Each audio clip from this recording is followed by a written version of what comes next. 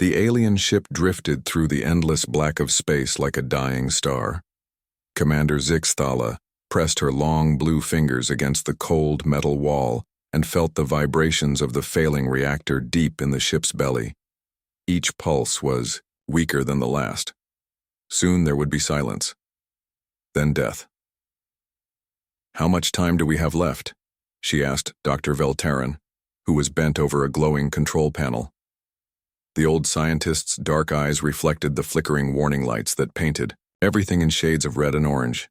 6 hours for life support, maybe 7 if we shut down the research labs completely. Veltaran's voice was calm, but his hands shook as he worked. "The reactor core is beyond repair. We need a new power cell, or we need rescue." Zixthala looked around the bridge of the research vessel Kethmaran. Her crew of 12 had been working without rest for 3 days ever since the pirates attacked them. The Skarath raiders had come out of nowhere, demanding their research data and cargo. When her crew refused to hand over years of scientific work, the pirates had opened fire. The Kethmaran was built for exploring, not fighting. Her weapons were meant to clear asteroids and space debris, not battle-armored warships. The pirates had torn through their defenses like paper, taken what they wanted, and left the ship crippled and powerless in the empty space between star systems.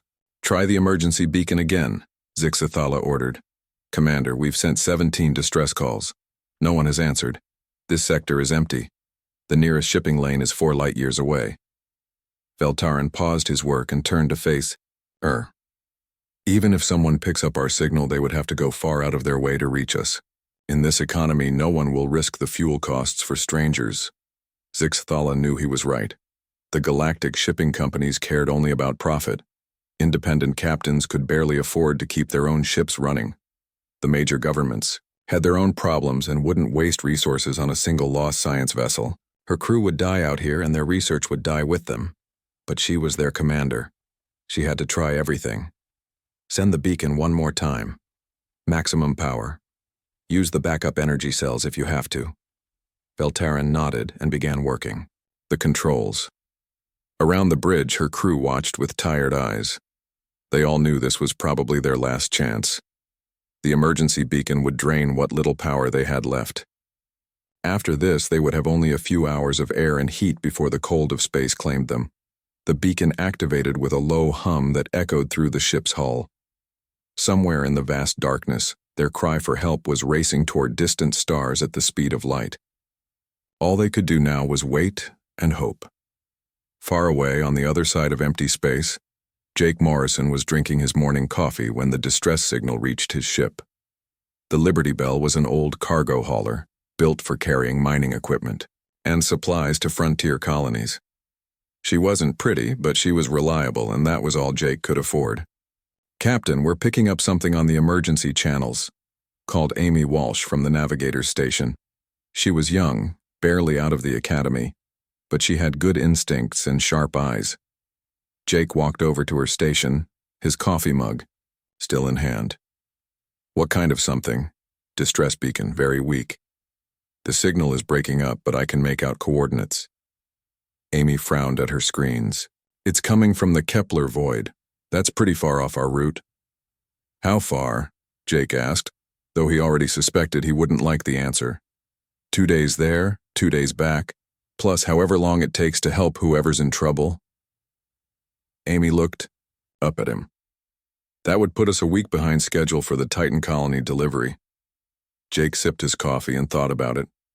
The Titan colony was paying good money for their cargo of mining lasers and prefab habitat modules.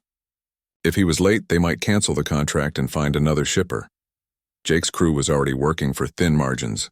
A canceled contract could mean they wouldn't be able to pay for fuel and supplies. Lisa Carter looked up from her engineering console. She was a small woman with grease under her fingernails and more technical knowledge in her head than most university professors.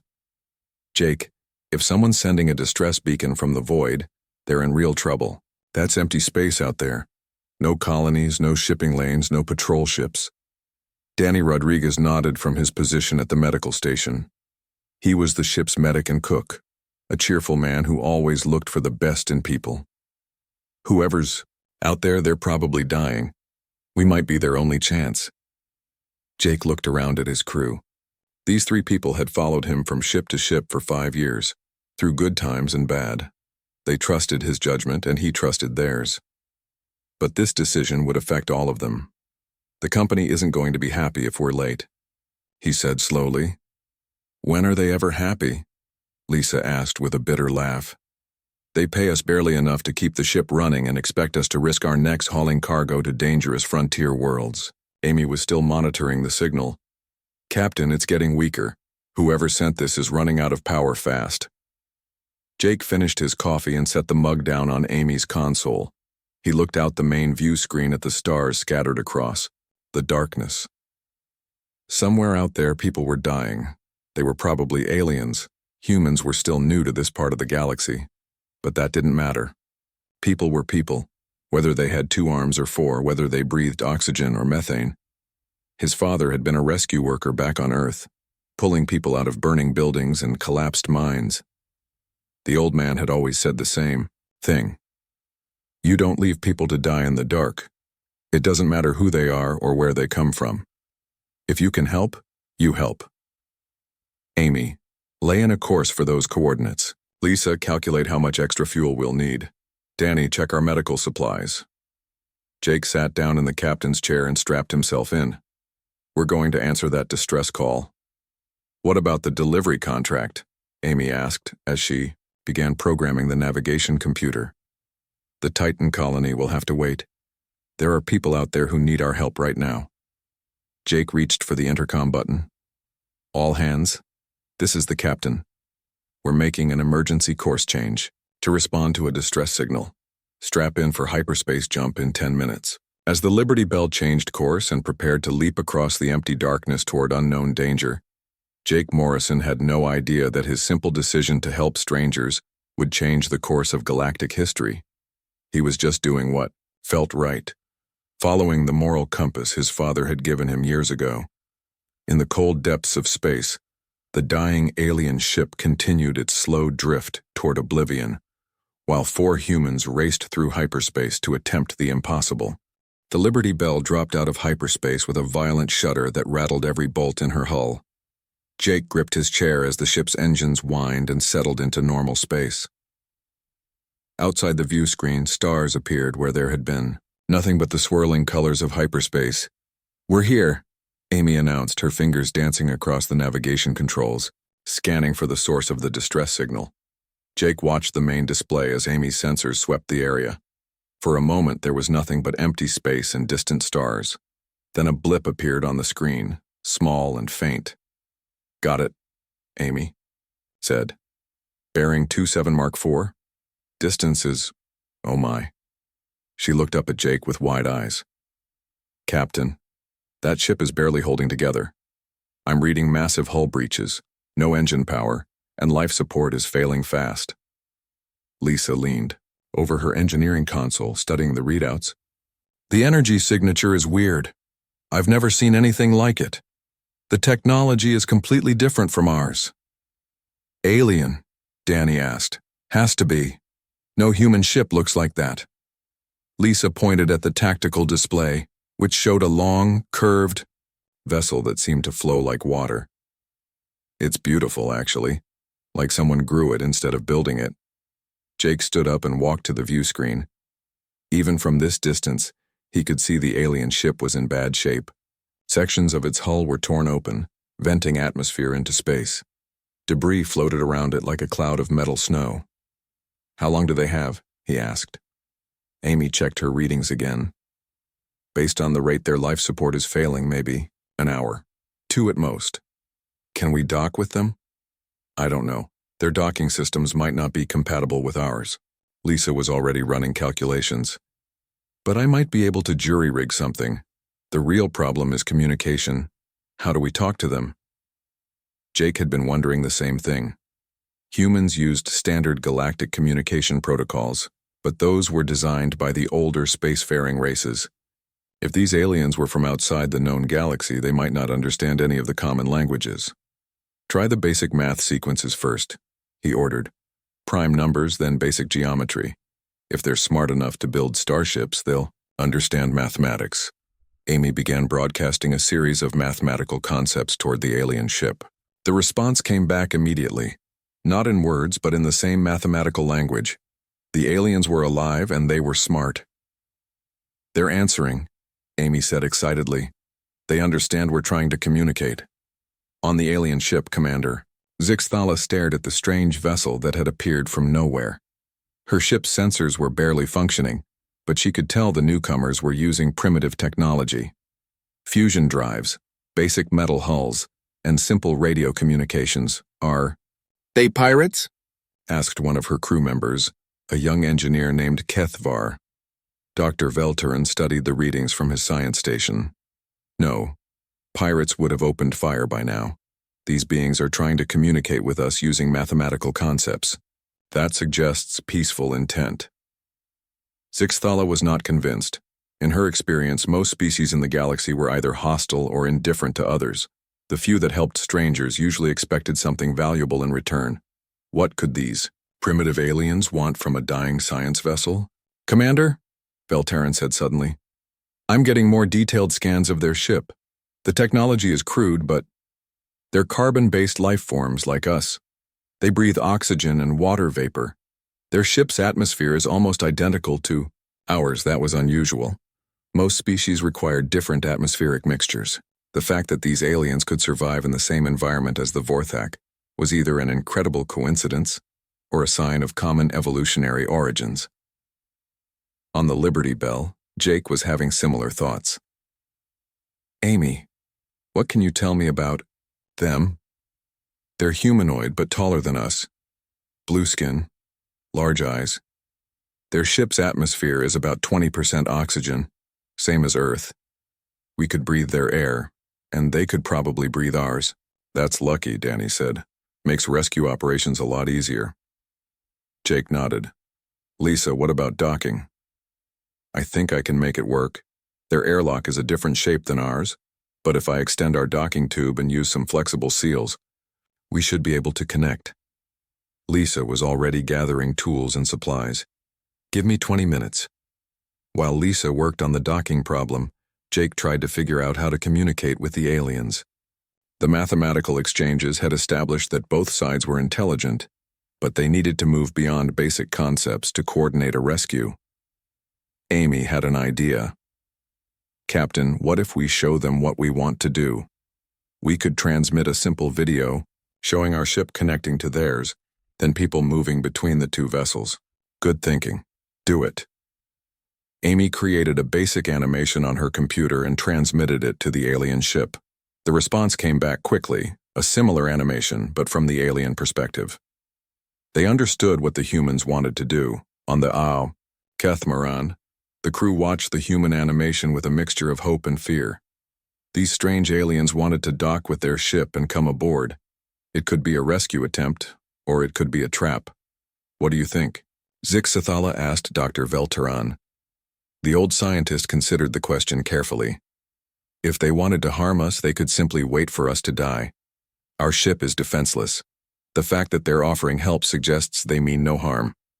Zixthala looked around at her dying crew. Several of them were already showing signs of oxygen deprivation. They had no choice but to trust these strangers.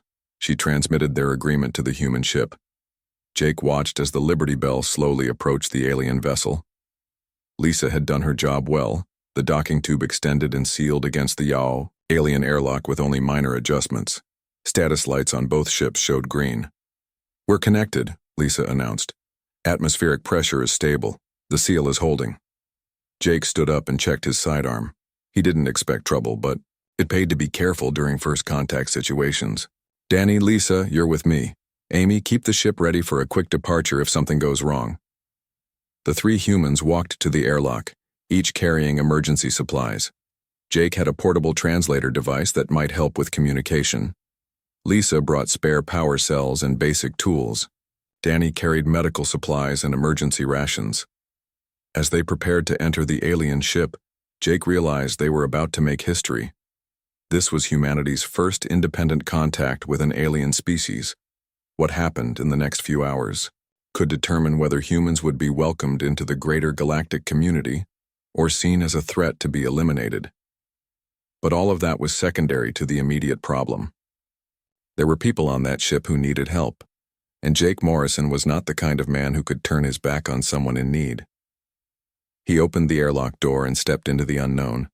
The corridor on the other side was dimly lit and filled with the sound of failing machinery. The walls curved in organic patterns that reminded Jake of the inside of a seashell. Strange symbols glowed faintly along the ceiling, probably some kind of directional signs. 2 figures waited for them in the corridor. They were tall and graceful, with blue skin that seemed to shimmer in the low light.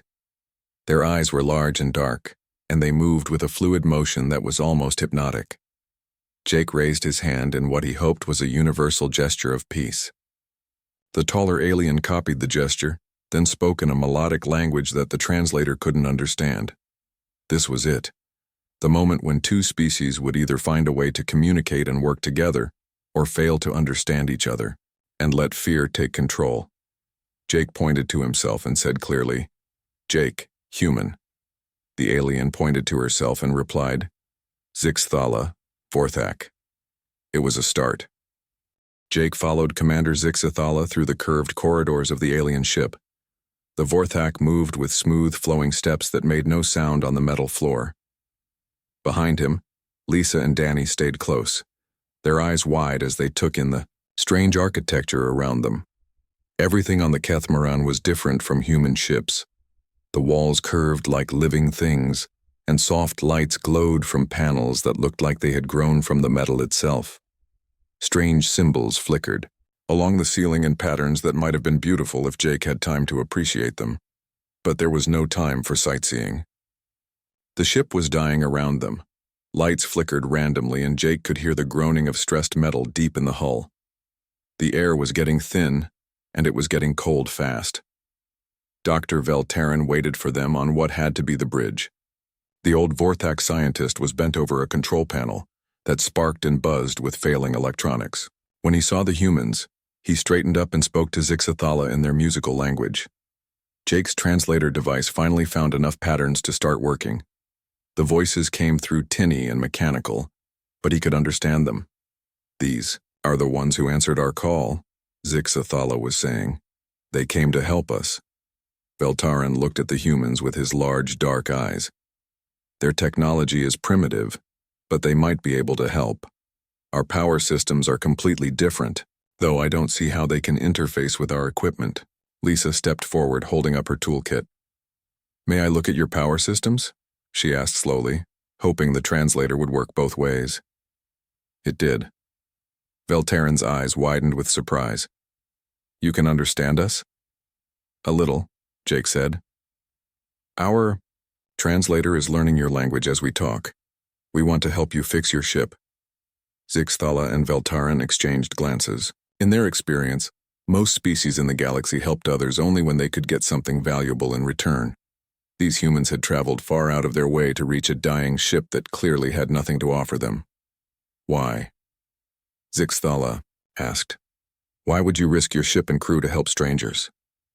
Jake was quiet for a moment, trying to find the right words. "Because you need help," he said finally. "Where I come from, when someone is in trouble, you help them. That's what people do." Veltarin translated this for the other Vorthak crew, members who had gathered on the bridge. Jake could see the surprise on their blue faces. Whatever they had expected from these primitive aliens, it wasn't this. Lisa was already examining the power systems with professional interest. "This is incredible work," she said to Veltarin. "Your energy conduits are grown instead of manufactured. The efficiency must be amazing." "When they work," Veltarin said sadly, "the pirates damage the main power coupling. Without it, we cannot restart the reactor." Lisa studied the damaged components with her engineer's eye. The Vorthak technology was far more advanced than anything humans had built, but the basic principles were the same. Energy flowed from one place to another through conductive pathways. The pathways were broken, but maybe they could be fixed. "I might be able to bridge the damaged sections with human components," she said.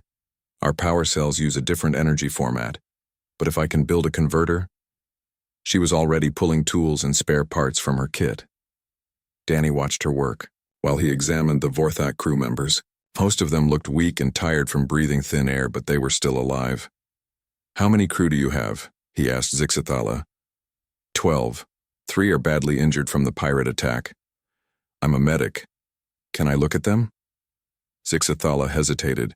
Human medicine might be as primitive as their technology, but her people were dying and she was willing to try anything. She led Danny to the ship's medical bay, where 3 Vorthak lay on beds that looked more like curved couches. One had a deep cut across his chest that was sealed with some kind of medical gel. Another had burns on her arms from an electrical explosion. The third seemed to be unconscious. Danny examined them carefully, using his medical scanner to check their vital signs. The readings were strange. Vorthak physiology was different from human, but he could see they were in pain. "I can't do much with the injuries," he told Zixathala. "Your medical gel is better than anything I have, but I can help with the oxygen deprivation." He pulled out a portable oxygen generator from his kit and set it up in the corner of the medical bay. Pure oxygen began flowing into the room, and within minutes the injured Vorthak were breathing easier. Back on the bridge, Lisa was working miracles with spare parts and determination. She had connected 3 human power cells to the Vorthak energy system using a maze of cables and jury-rigged converters. It wasn't pretty, but it might work. "Try it now," she told Veltarin. The old scientist activated the power coupling with shaking hands. For a moment, nothing happened. Then lights began flickering on throughout the ship. The air recycling system hummed back to life. Emergency power flowed to critical systems. "Incredible," Veltarin whispered. "You've actually done it. The reactor is coming online." Jake felt the deck vibrate under his feet as the Kethmaran's engines began to function again. The emergency was over. The Vorthak would live. But their celebration was interrupted by Amy's voice crackling over Jake's communicator. "Captain, we've got company. 3 ships just dropped out of hyperspace. They're heading straight for us." Jake looked at the tactical display that Veltarin brought up on the main screen. 3 sleek warships were approaching fast. Their design was different from both human and Vorthak ships. Angular and aggressive, built for war. "Skarath pirates," Zixathala said with fear in her voice. "They've come back." "Why would they return?" Jake asked. "They must have detected your ship's energy signature," Veltarin said. "Pirates sometimes follow rescue ships, hoping to capture 2 vessels instead of 1. Jake felt his stomach sink. The Liberty Bell was a cargo hauler, not a warship. She had basic shields and a single mining laser that wasn't designed for combat.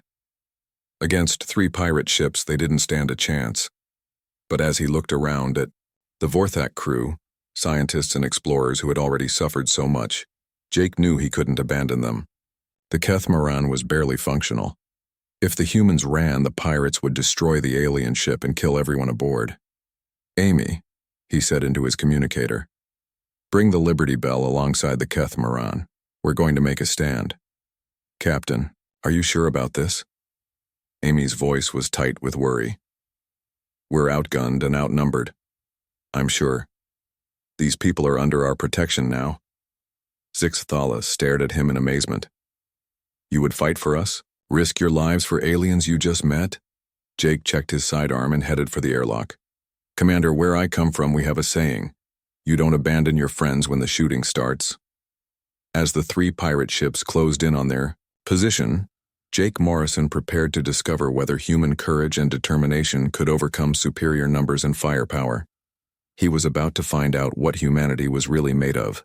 The 3 Skarath pirate ships moved through space like hungry sharks circling wounded prey.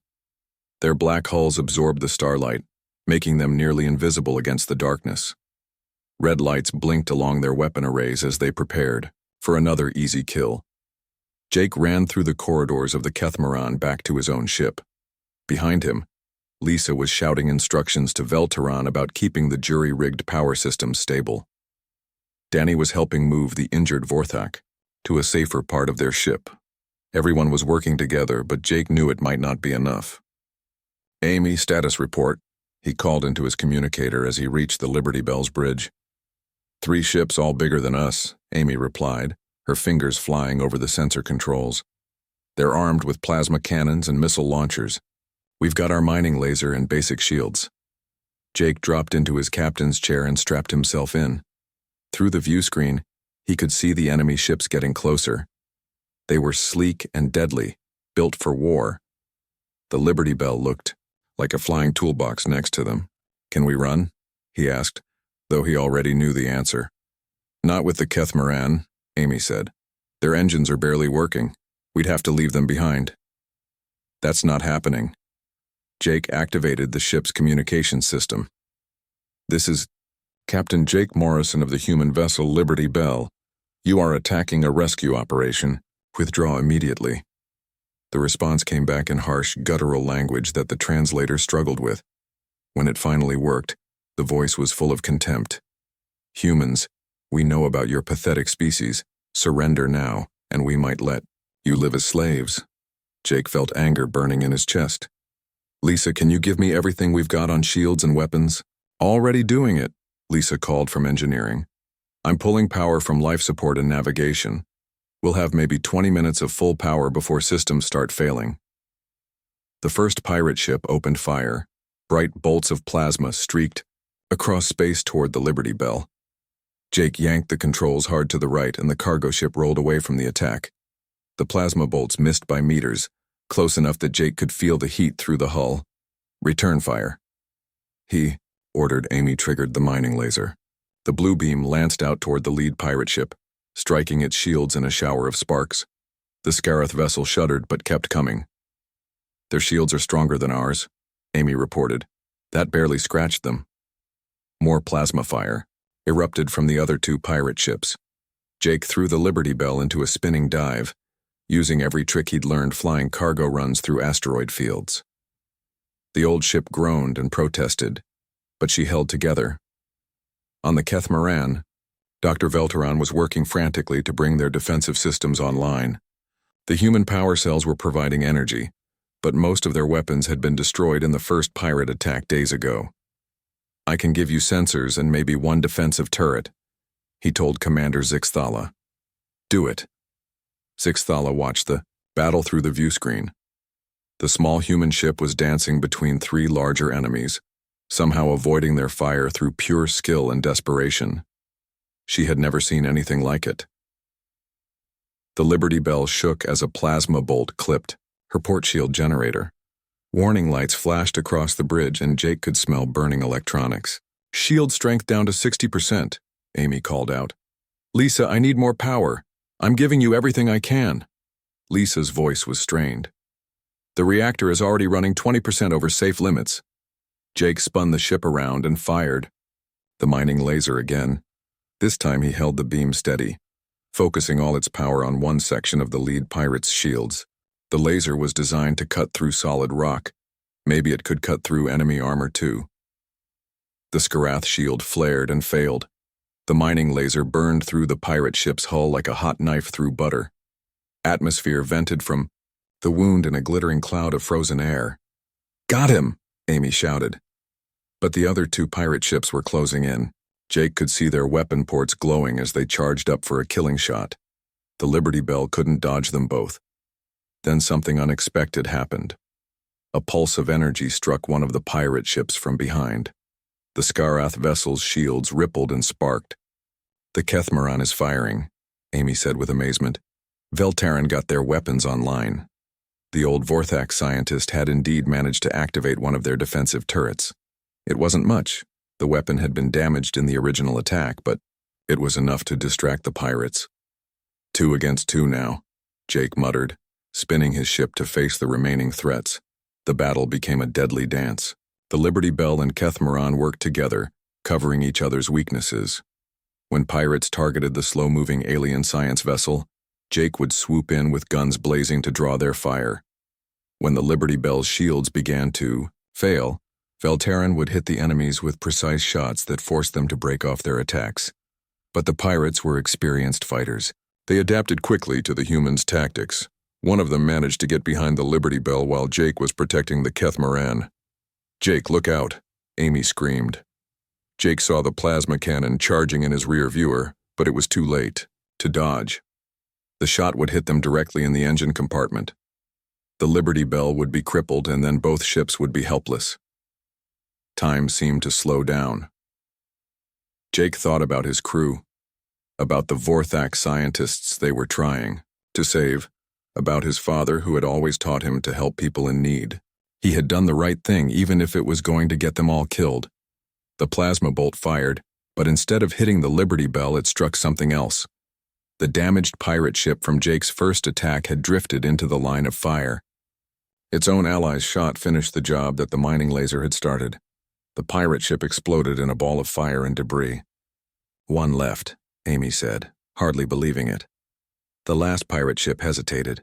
Its captain had just watched 2 of his ships destroyed by a cargo hauler and a half-dead science vessel. This wasn't the easy raid he had expected. Jake saw the opportunity and took it. He pushed the Liberty Bell's engines to maximum power and charged straight at the remaining pirate. The mining laser fired continuously, a solid beam of blue death that carved through space. The Skarath captain tried to retreat, but Jake stayed with him.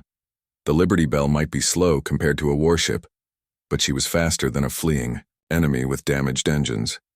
The mining laser found its mark. The last pirate ship's reactor went critical and exploded in a flash of white light that lit up the darkness like a new star. Then silence fell across the battlefield. Debris from the destroyed ships drifted past the view screen like metallic snow. The Liberty Bell and Kethmaran floated side by side, battered but alive. "Status report," Jake said, his hands shaking from exhaustion and adrenaline. "Shields are gone, engines are running on fumes, and half our cargo is scattered across space," Lisa reported. "But we're alive. The Kethmaran is stable," Amy added. "Their life support is back online, and their engines are holding together." Jake looked at the wreckage floating around them and felt a mixture of relief and sadness. They had won, but the victory had cost them dearly. The Liberty Bell was badly damaged, and their cargo, their livelihood, was mostly destroyed. But then he thought about the 12 Vorthak scientists who were still breathing because of what they had done. That made it worthwhile. Amy opened a channel to the Kethmaran. Commander Zixthala's face appeared on the screen. Her large, dark eyes were bright with tears of gratitude. "Captain Morrison," she said, "my people owe you a debt that can never be repaid. You risked everything to save strangers." "You would have done the same for us," Jake replied, though he wasn't entirely sure that was true. Zixthala was quiet for a moment. Then she said something that would change everything. "No, Captain, we would not have. But perhaps we should have." 3 days later, the Liberty Bell and Kethmaran traveled together through space toward the nearest starbase. Both ships were scarred from battle, but they were alive and moving under their own power.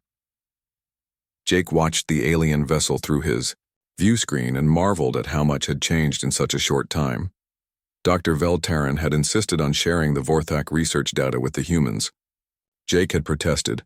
They hadn't helped the aliens to get paid, but the old scientist was firm about it.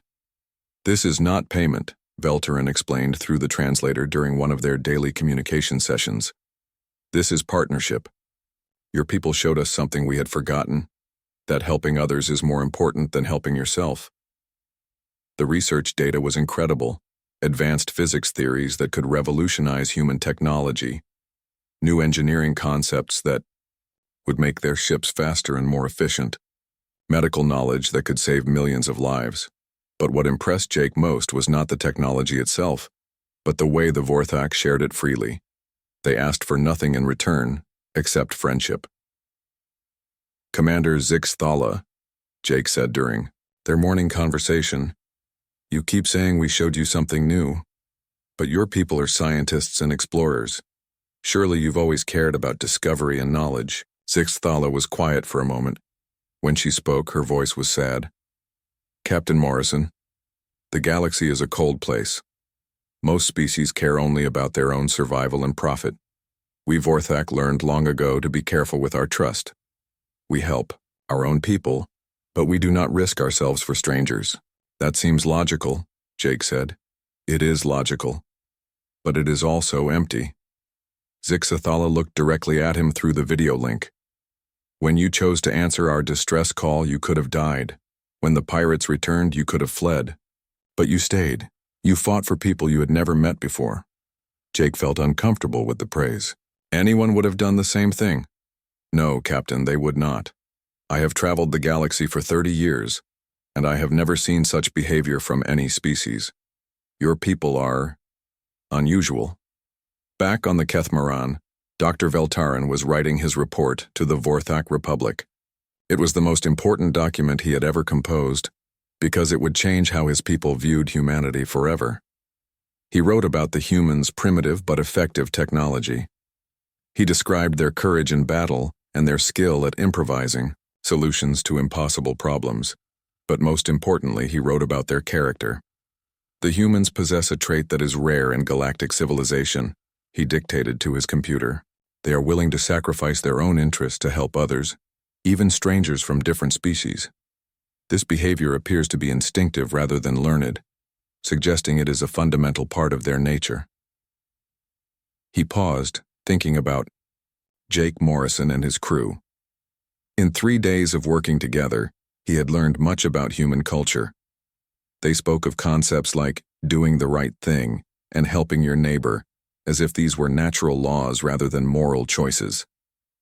Recommendation, he continued, the Vorthak Republic should establish formal diplomatic relations with humanity immediately. Their moral character makes them valuable allies, and their rapid technological development suggests they will become a major power in the galaxy within a century. On the Liberty Bell, Amy was tracking the steady stream of communication signals coming from the starbase ahead of them. Word of the rescue had spread through the galactic networks faster than their ships could travel. Captain, we're getting messages from governments, news services, and trading companies, she reported. Everyone wants to talk to us.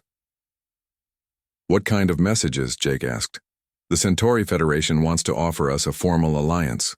The Andromedan Trade Consortium is offering exclusive shipping contracts.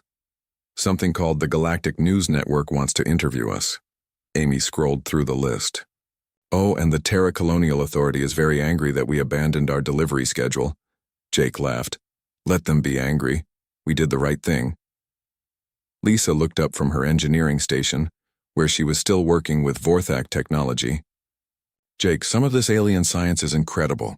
If we can adapt it to human ships, we could revolutionize space travel. The Vorthak seem happy to share, Danny added. Dr. Veltaran has been teaching me about their medical techniques. They have treatments for diseases we've never even heard of. Jake nodded, but his mind was on bigger things. 3 days ago, he had been a struggling cargo captain trying to make enough money to keep his ship running. Now he was apparently some kind of galactic hero, and humanity was being invited to join the community of spacefaring civilizations as an equal partner. Idar was overwhelming but also exciting. Humans had always dreamed of finding their place among the stars. Maybe they had found it by simply being themselves, by helping others when help was needed. The starbase appeared ahead of them, a massive structure that looked like a metal flower blooming in space. Hundreds of ships from dozens of different species were docked at its arms. Jake had never seen so many alien vessels in one place. Starbase Control is asking us to dock at the diplomatic section, Amy reported. They're treating us like VIPs. I guess we are now, Jake said. No matter what happens next, we're not cargo haulers anymore. As the Liberty Bell approached the starbase, Jake thought about his father and the lessons about helping people in need. The old man had probably never imagined that his simple moral code would one day change the relationship between species and reshape galactic politics. The docking procedure was smooth, and within hours, Jake and his crew were sitting in a conference room with representatives from a dozen different governments. Commander Zixthala and Dr. Veltaran sat beside them, no longer strangers but partners and friends. The Andromedan ambassador, a tall being with silver skin and no visible eyes, spoke first. Captain Morrison, your actions have been most unusual. The galactic community is interested in learning more about human motivations. There's not much to learn, Jake replied. We saw people in trouble and we helped them. That's what people do. That is what humans do, Commander Zixthala corrected. Most species require political or economic incentives to risk themselves for others. The Centauri representative, who looked almost human except for her blue hair, leaned forward. "Captain, would humanity be interested in joining the Galactic Rescue Service? We could use people with your instincts." Jake looked at his crew. Amy was grinning with excitement. Lisa was already thinking about the new technology they could develop. Danny was nodding enthusiastically. What would that involve, when Jake asked? Responding to distress calls throughout the galaxy, helping ships and colonies in danger, making sure no one dies alone in the dark. The Centauri smiled. "I believe that matches your existing mission statement." Jake thought about it for exactly 3 seconds. "Where do we sign up?" 6 months later, Captain Jake Morrison stood on the bridge of the new ship humanity had built with Vorthak technology. The Liberty Bell II was faster, stronger, and more advanced than anything humans had built before. But she was still recognizably human in design and spirit. His crew had grown to include members from several different species, all united by a simple idea that helping others was more important than helping yourself. They called themselves the Galactic Rescue Service, and they had already saved hundreds of lives across dozens of star systems. But the real change was bigger than one ship or one crew. Humanity had found its place in the galaxy not through conquest or trade, but through compassion. Other species were starting to copy human rescue protocols and adopt human ideas about helping strangers. Dr. Veltaran had been right in his report. Humanity was becoming a major power in the galaxy, but not because of their weapons or their wealth. They were becoming important because they had shown the galaxy what it meant to be truly civilized. Jake looked out at the stars and smiled. His father would have been proud.